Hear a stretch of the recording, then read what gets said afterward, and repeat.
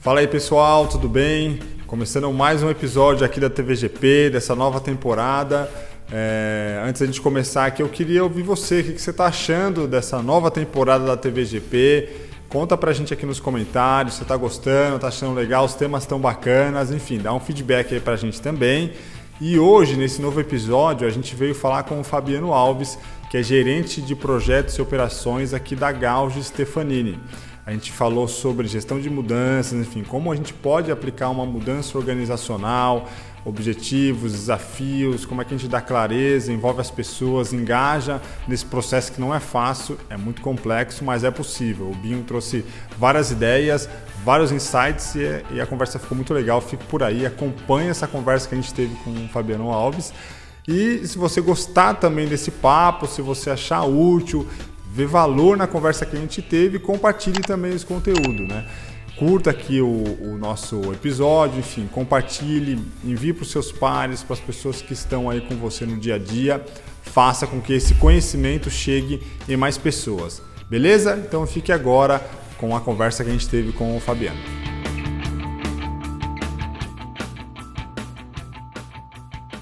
Ramon, aqui a gente tem a gestão de mudança talvez como uma das grandes fortalezas aqui da Gauge, não só da Gauge como do grupo Stefanini como um todo, né? Então a gente brinca aqui na Gauge que nós somos uma grande startup que está sempre se reinventando, então não é tão difícil nós criarmos áreas, cargos e processos de um dia para o outro, assim, já colocar em prática para a gente testar. Então a gente tem muito na nossa cultura, na nossa veia, essa questão de curiosidade e botar para rodar e ver se vai dar certo, né? E aí, acho que dando até um passo para trás, eu acho que é importante a gente entender que mudanças são necessárias. Então a gente pode ir desde de um viés mais romântico da processo de adaptação do ser humano, da natureza, até coisas mais práticas como negócios mesmo, né? E eu acho que tivemos grandes movimentos aí no mercado. Eu acho que a pandemia trouxe desafios muito complexos para a gente, que nós não estávamos preparados. Então, alguns negócios simplesmente começaram a existir da noite para o dia. Então você pensa no cara que vendia máscaras, né, para as pessoas utilizarem em hospital, e de um dia para o outro a produção dele precisa ser 20 vezes maior, porque a demanda exponencialmente é exorbitante. Até o produtor de álcool gel, né, que talvez vendesse ali mais para uma indústria, para os hospitais, e hoje todo mundo tem um vidrinho de gel na bolsa, tem no carro, tem no banheiro, tem na sala de casa, enfim.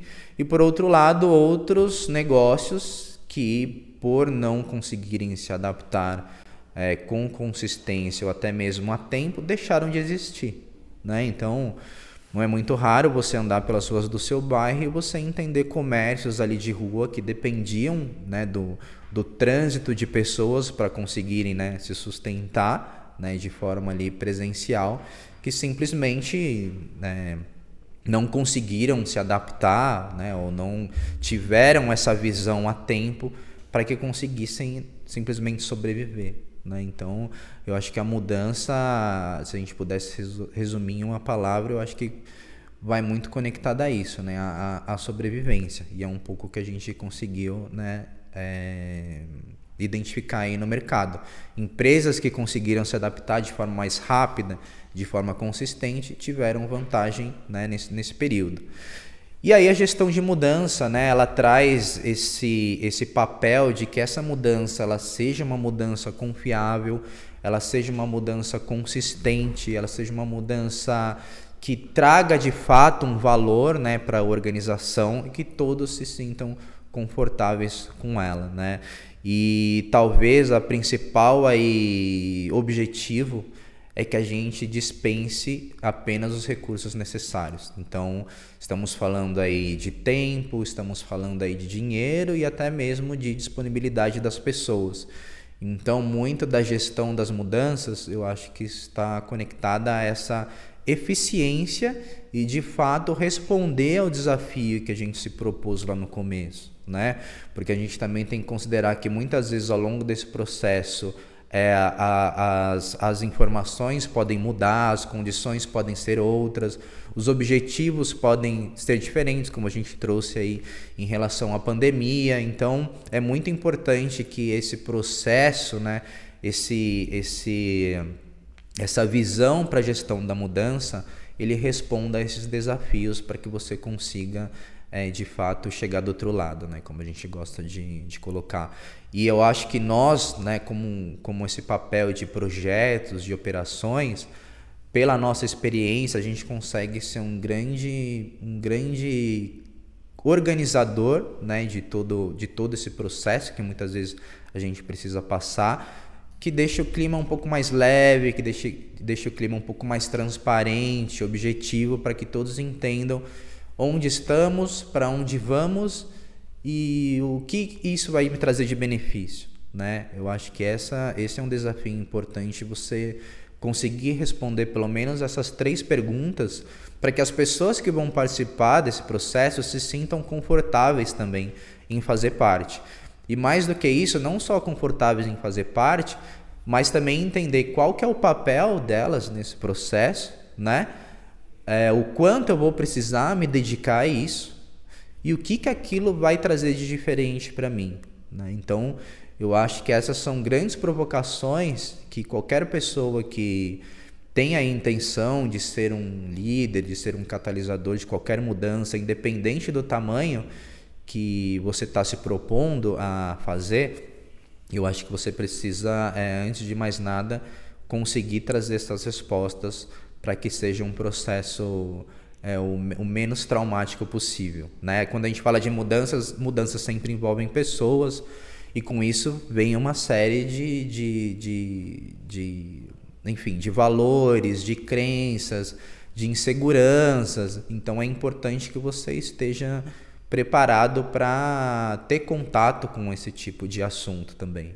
Então acho que a gestão de mudanças passa muito por esses pilares.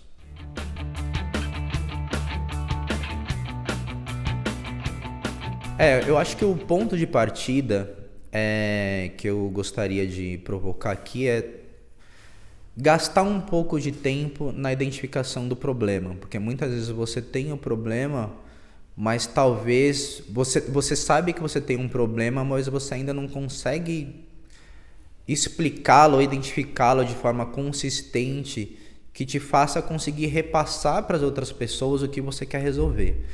E eu acho que a identificação do problema está muito conectada a você conseguir a empatia das pessoas, né? Então, parte do princípio assim, por que precisamos fazer isso? Eu acho que essa é a primeira pergunta que você vai precisar responder, tá?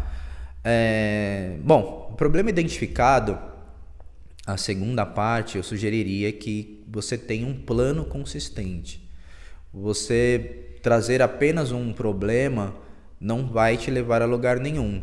E eu acho que o processo colaborativo ele é muito interessante e enriquecedor, e é o que faz ser o sucesso de qualquer mudança, mas você precisa minimamente trazer um ponto de partida ali, né?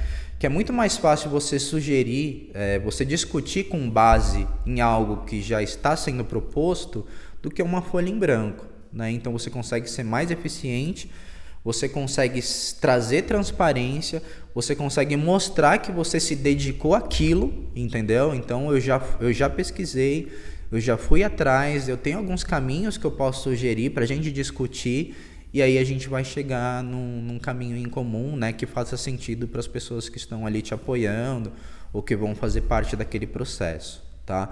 Na sequência, eu acho que é importante que você tenha uma direção, né? Então temos o problema, a gente tem possíveis caminhos, mas aonde nós queremos chegar, né? Que eu acho que isso vai balizar muito a quantidade de esforço que você vai conseguir colocar naquilo, que as pessoas vão conseguir se engajar e que vão conseguir trazer soluções para você mirando naquele mesmo objetivo em comum.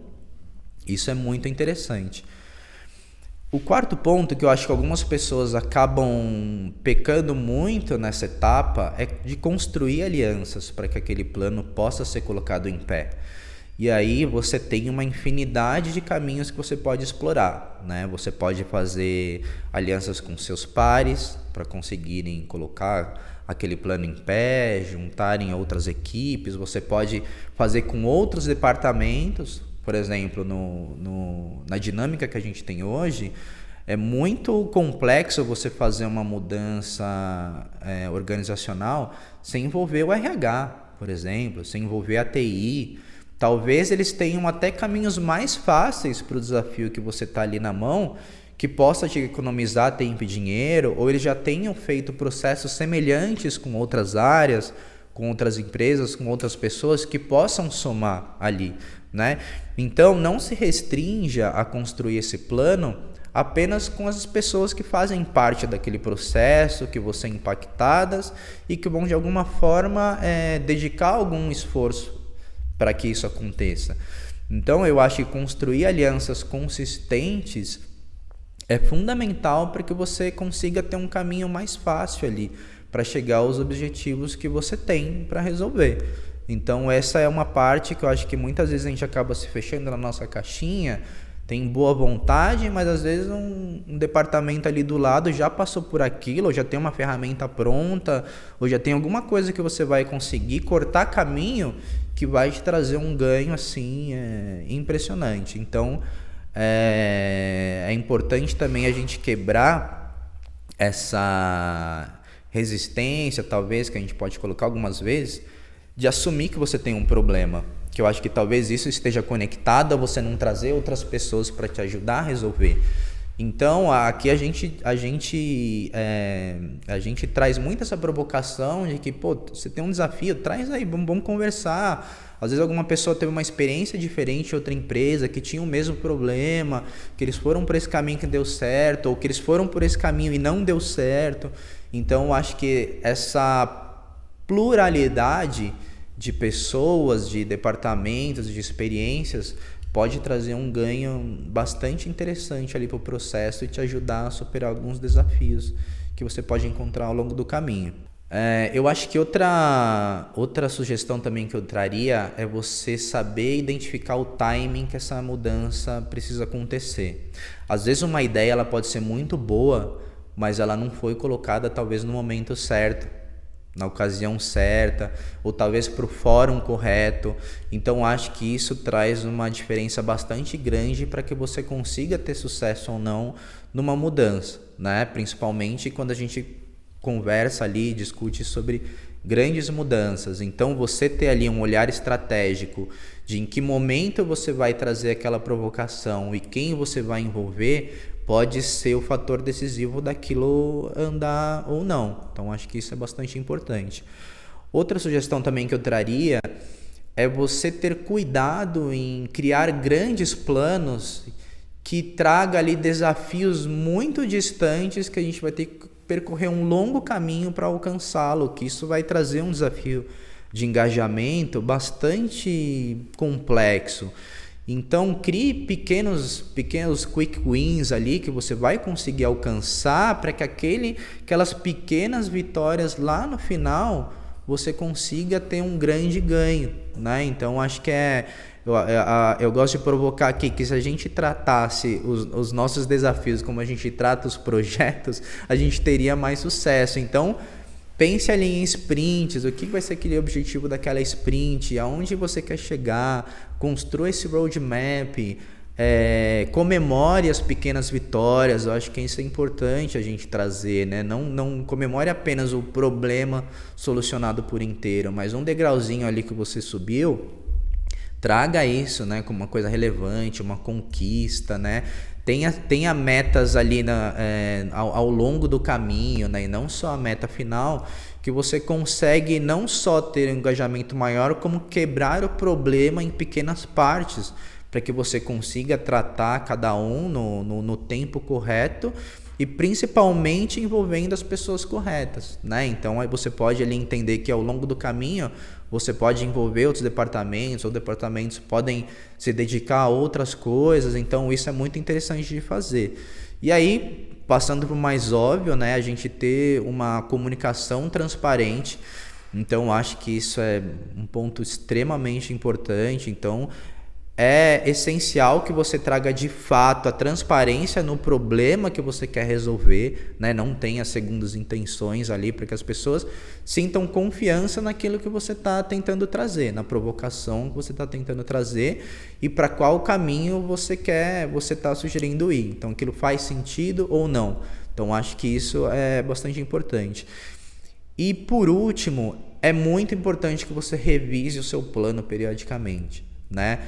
Como a gente sempre traz aqui, não dá para escrever nada em pedra. Pode ser que ao longo do caminho você identifique outras questões, outros desafios, outros caminhos, outros novos problemas, né, que você vai precisar trabalhar com eles. Então é importante que aconteça essa revisão para que você saiba se você está no caminho certo ou não. Então eu acho que esse é o grande desafio que a gente tem quando a gente conversa, quando a gente quer provocar uma gestão de mudança.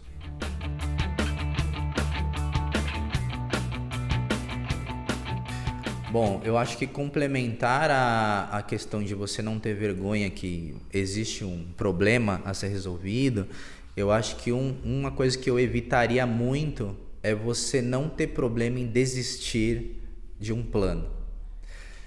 Isso é um desafio gigantesco que a gente tem, porque mexe com várias questões aí, né? O investimento dispensado, enfim, o tempo que as pessoas dedicaram, até mesmo o ego de quem está liderando ali. Mas é muito pior você insistir num plano ruim do que desistir dele, né? Então, às vezes a gente precisa testar alguma coisa até para valorizar aquilo que a gente estava fazendo antes. Então, eu tenho medo de pessoas que têm muito apego a uma ideia, porque eu tenho a preocupação do quanto ela está disponível a flexibilizar aquilo. E a gente sabe, né, que quando a gente está falando de gestões de uma mudança organizacional, a gente está falando de coisas bastante complexas. E talvez uma coisa que pareça uma ótima ideia no começo, ao longo do processo, não possa ser tão ótima assim, né? Então, é importante ter essa flexibilidade de desistir, de se reorganizar, de mudar a direção, de mudar o objetivo. Então, eu acho que essa é a principal questão que as pessoas precisam evitar, né? De ter essa humildade de entender que se alguma coisa não está dando certo como planejado, então a gente não está falando assim de jogar o plano para cima, mas, gente, eu acho que indo por esse caminho eu achava que ia ser o mais fácil e não está aparecendo. Vamos tentar outro? Acho que esse é um grande exercício que as pessoas precisam ter essa abertura para que isso aconteça. A segunda sugestão que eu daria é evitar ter um plano só. Eu acho que isso é muito importante, que qualquer mudança organizacional você tenha um plano B, um plano C, um plano D, porque assim, algumas coisas podem dar errado. E a gente não pode apostar num cavalo só, entendeu? Então, ter ali rotas de fuga, caminhos, né, opcionais, ferramentas ou enfim, alguns caminhos, algumas pessoas, alguns recursos que você deixa ali de lado, que qualquer emergência eu possa acionar. Eu acho que isso é muito importante para que você consiga a confiança das pessoas, principalmente, porque elas vão estar ali mais disponíveis a embarcar com você, né, de uma maneira que fala assim, pô, se tudo der errado, a gente tem uma rota aqui, né? Temos opções aqui. E te deixa também mais seguro, né? Pelo contrário, de arriscar mais. Porque como você tem ali um plano de contenção, você se sente mais à vontade de testar outras coisas, né? Então a gente estava até fazendo agora uma reunião que a gente trouxe até a provocação, né? O trapezista conta com a cama elástica, ele treina ali muitas vezes horas exaustivas todos os dias, mas ele tem a cama elástica que se ele cair, ele sabe que ele está seguro. Talvez isso dê mais autonomia, mais coragem para que ele arrisque movimentos diferentes, porque ele sabe que ele tem um plano ali caso tudo dê errado. Então acho que essas são as duas principais coisas que eu sugiro evitar, né? Não ter apego, tenha a humildade aí de desistir, talvez até voltar ao que era antes, tipo, gente, não deu certo, vamos voltar ao que era antes, podemos continuar ou podemos pensar em um outro plano, né? E o segundo, tenha um plano de contenção para se algo der errado. Eu acho que esses são os principais ganhos aí que você vai conseguir ter um processo mais tranquilo.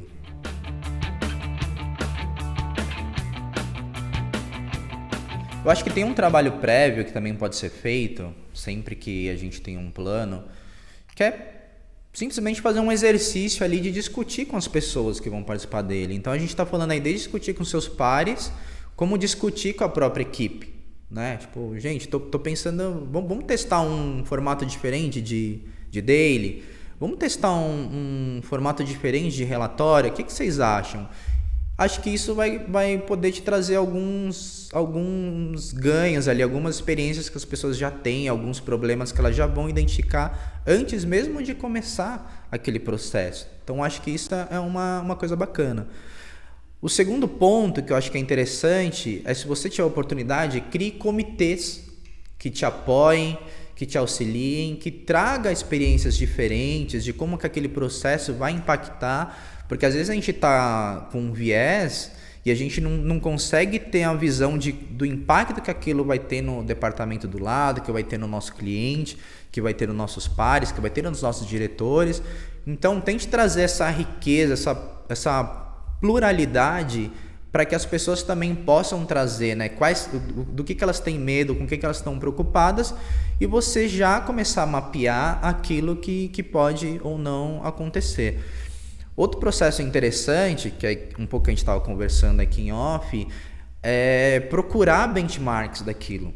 Então a gente tem muito disso aqui na Stefanini, de conseguir se conectar com outras empresas, com outras áreas e discutir alguns caminhos que a gente pensa ali, né?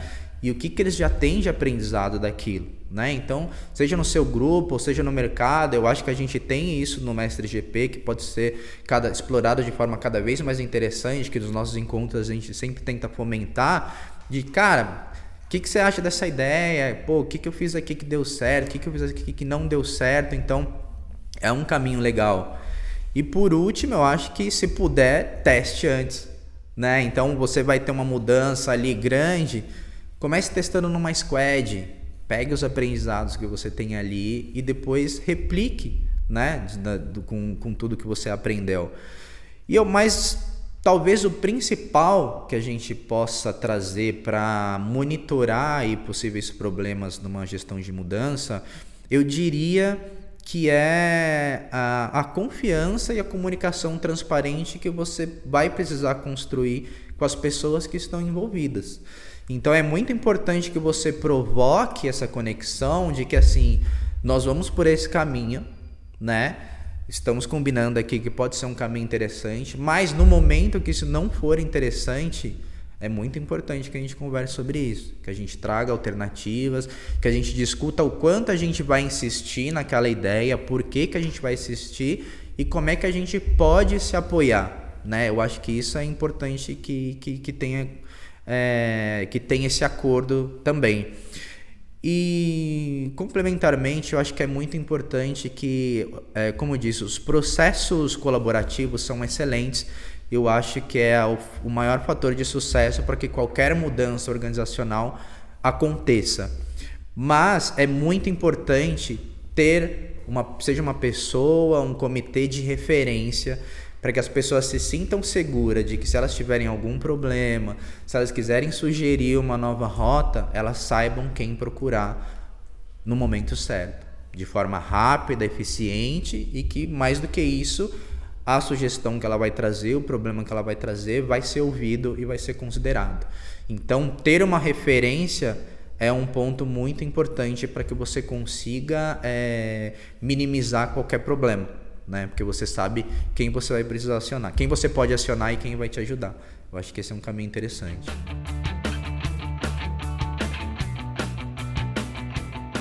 Bom, eu acho que a gente conversou bastante, né, sobre planejamento, mas eu acho que uma dica que eu traria é você também entender o quanto você precisa se dedicar àquele planejamento, né, por 2 motivos. Talvez se você se dedicar pouco, você não vai ter um bom plano, e um bom plano, ele não garante o sucesso, mas um plano ruim com certeza vai te trazer problemas. Por outro lado, muitas vezes, se você se dedicar muito a planejar, você vai perder o timing e aquele problema já ficou de um tamanho que vai te trazer muitos mais desafios. Então, acho que a primeira dica seria ter essa sensibilidade do quanto você precisa se planejar para conseguir botar em prática, testar, já ter resultado, já corrigir rota, já replicar e enfim, fazer a roda girar. A segunda dica que eu traria é você ter consciência também dos recursos que você tem para colocar aquele plano em prática. Porque o planejamento e os recursos, eles precisam estar aderentes. Então, muitas vezes você tem um plano muito grande, mas você não tem pessoas suficientes, você não tem dinheiro ou você não tem tempo. Ou você tem um plano muito pequeno, cheio de recursos, que podia ser um plano muito maior, de trazer mais benefícios, envolver mais pessoas e até resolver mais problemas, né? Então, essa conexão entre planejamento e recursos, ela é muito importante que ela aconteça, que você tenha essa visão, né, de forma clara, até para poder compartilhar com as pessoas e com quem vai ser envolvido, vai ser impactado por essa mudança. A terceira dica também que eu gostaria de trazer é o day after, né? Então muitas vezes a gente tem um sprint de transformação, de todo mundo se dedicando, todo mundo engajado, reuniões diárias e estamos ali, e aí ao longo do processo aquilo vai perdendo força, os processos que você tinha ali estruturado vão se perdendo, alguns documentos que você tinha construído deixam de ser preenchidos. Então é importante que depois desse sprint assim, de transformação, você tenha um plano de como que vai ser a manutenção daquilo, para que de fato seja uma mudança consistente e não seja o que a gente brinca aqui de voo de galinha, né? Que você tem um pico ali de não temos mais problema, aí 2 semanas depois todo o trabalho que você produziu, ele parece que não existe mais, aí você tem que engajar as pessoas de novo. Então, o day after é importante. Então, gente, vamos num sprint até aqui e daqui para frente a gente ainda vai ter um encontro uma vez por semana, a gente mensalmente teremos um relatório sobre isso, trimestralmente vamos avaliar se o que a gente está fazendo ainda faz sentido ou não. Então, é essencial que você tenha essas cartas na manga para que todo o esforço que você, o time, as pessoas dedicaram não se perca, né? Não se dilua ali no dia a dia, porque equipes podem ser trocadas, enfim, a dinâmica ali muda e simplesmente se perde tudo aquilo que se construiu. Então, esse é um fator importante para que você consiga colher cada vez mais frutos de todo o trabalho que foi dispensado. Outra dica também que eu traria é respeitar as particularidades, e a gente está falando assim, não só dos departamentos, como das pessoas. Então você precisa talvez ter estratégias diferentes para conversar com o time de TI, ter estratégias diferentes para conversar com o time do comercial, ter estratégias diferentes para conversar com o time do RH, e você vai contar o mesmo objetivo, mas talvez estruturando aquela história para que de fato faça sentido para a sua audiência, porque no final a gente quer que todo mundo esteja engajado e compre aquela ideia que você está tentando construir ali, né? E a última dica é: tenha um plano para os antagonistas. Mudanças normalmente são complexas e muitas das vezes a gente mais ou menos já sabe onde a gente vai precisar gastar um pouco mais de esforço, só que a gente acaba meio que deixando em segundo plano e muito mais preocupado em conquistar quem já é engajado. Então assim, poxa, tem pessoas que você já sabe que vai comprar, que já está junto com você, que você já comentou da ideia, beleza. E as pessoas que você sabe que você vai ter um trabalho aí mais de construção, de convencimento, de quebrar tabus, de ganhar confiança, talvez sejam nestas pessoas que você tenha que dedicar mais esforço, né? Então, principalmente se ela for uma pessoa relevante, ou um departamento muito relevante dentro da sua estrutura, que você sabe que tem um peso de decisão que pode fazer com que o seu plano vá para frente ou não, é importante que você tenha uma dedicação especial a elas, para que elas consigam embarcar na sua ideia, né? E muitas vezes a gente acaba muito se dedicando aos promotores, a quem é do nosso grupinho, quem a gente já sabe que vai nos ajudar a remar o barco, mas a gente não pode deixar de pensar nessas pessoas também, para que o processo possa ser mais leve, mais natural, e você tenha até um ganho aí melhor no final, porque você conseguiu, né, convencer aquele departamento, aquela pessoa, que aquilo era importante, né? Então acho que esse é um fator, um caminho bastante importante que eu sugiro que seja explorado. Agora é a última de verdade. A última dica, e eu acho que essa é a mais difícil de todas, que é mudar o que já está bom, mudar o que já dá certo, mudar o que já é sucesso. E em alguns momentos a gente não olha para aquilo e se acomoda, e esse é um risco assim gigantesco, né, de como a gente conversou aqui no começo, né, de que as condições podem mudar, um cliente pode sair, um trabalho que fazia sentido hoje não está fazendo mais sentido, a gente está acompanhando aí, né, o avanço da inteligência artificial, né, que está trazendo a pulguinha aí atrás da orelha para muitas pessoas.